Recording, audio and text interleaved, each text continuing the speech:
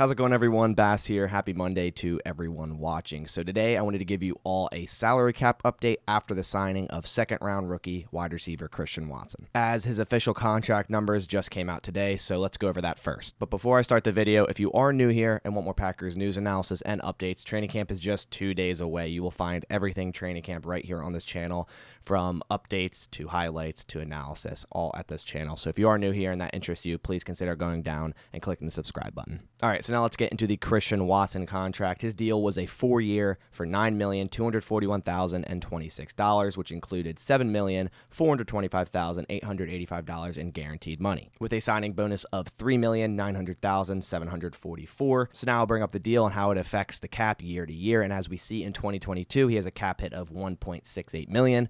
Jumps up to $2.1 million in 2023. In 2024, jumps up to $2.5 million, and his final year in 2025 it is up to $2.9 million. And as we see, his first 3 years are fully guaranteed in this contract. A lot of rookies went for that this year.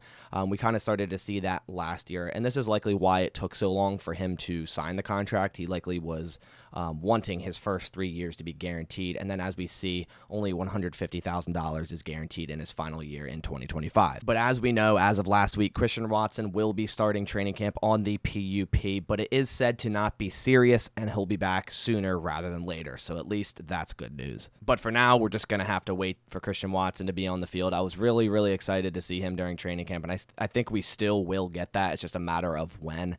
But he needs all the snaps possible to get on the same page as Aaron Rodgers. So hopefully he comes back, like it says, sooner rather than later. But this is a big opportunity for other guys such as Romeo Doubs, Samori Toure, and Juwan Winfrey. So now that Christian Watson's deal is signed, he was the last rookie to not be signed. So now everyone on the Packers roster has a contract. So now let's go over the Packers' current cap room. So even though they currently have 89 players, I do expect them to sign another player in the next 2 days, which won't adjust it much because only the top 51 contracts are counted towards the salary cap. The total cap liability for the Packers is $227,348,638, but the top 51 only accounts for $174,668,840. And then, of course, the Packers have just over $24 million in dead cap with the likes of Zadarius Smith, Billy Turner, and Kevin King. So with that all together, the total Packers cap space right now is $16,109,939, which is currently the 8th most cap space in the entire NFL. So right now, the Packers do have some money to use if they want to, possibly on a veteran addition out of free agency to a position that they don't have much depth, such as safety, cornerback, or edge. But they also have to save some money for in-season practice squad pay, which is right around $3.5 million, and then also the potential of per-game bonuses they have in contracts, which is just up to $2 million.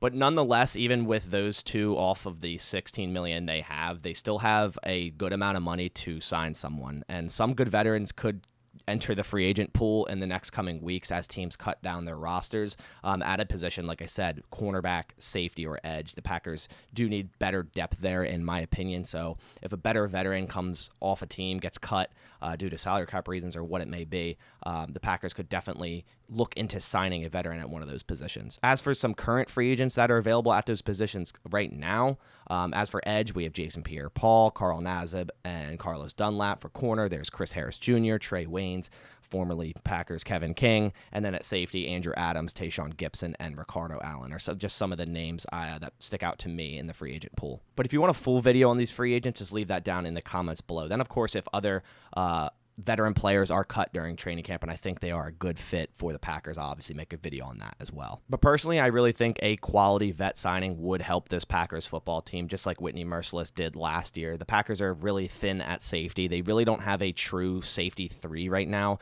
Now, someone like Sean Davis could step up into that role, but we'll have to see what happens during training camp. And they're also quite thin at cornerback after cornerback 3. They've Rasul Douglas, Eric Stokes, and Jair Alexander, of course. But after that, there's kind of a gap, and Shamar Jean-Charles might become that 4th corner, and I think he will be, but they could also use some veteran presence there. Kayshawn Nixon likely to make the team just based on special teams. And then edge also doesn't have a true number 3, which is very important because Rashawn Gary and Preston Smith, or the starting 1 and 2 edges, usually only play about 65% of snaps, and that leaves 2 other guys to play about 35% of snaps, whether that will be John Garvin, Tipa Nali, Randy Ramsey, or Kingsley Enagbare. We'll see. But the fact is the Packers do have the money to potentially sign someone, so we'll see what happens. But I want to hear your thoughts in the comments below. Do you think the Packers should go out and sign a veteran player? And at what position do you think they should do that? What do you think would be the most beneficial for a veteran to come in at a certain position? Just leave that down in the comments below. But that about does it for this video. Just wanted to quickly update you guys on the current salary cap of the Green Bay Packers. But I'll catch you on the next one. Thanks for watching, and as always, go Pack Go.